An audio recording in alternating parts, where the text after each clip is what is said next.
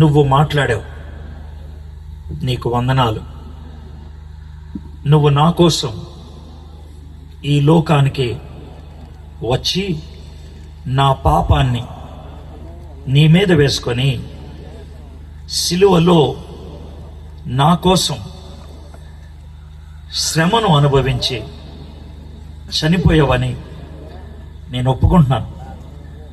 యేసయ్యా, 3వ దినాన్న మరణాన్ని జయించి తిరిగి లేచావని నేను నమ్ముతున్నాను. నన్ను క్షమించండి. నా హృదయంలోనికి మీరు రండి. నీ బిడ్డగా, నీ సాక్షిగా, నీ శిష్యునిగా నేను ఇక నుంచి జీవించటానికి నీ ఆత్మలో నాకు శక్తిని, ధైర్యాన్ని అనుగ్రహించండి. యేసే నామంలో అడుగుచున్నాను. ఆమేన్.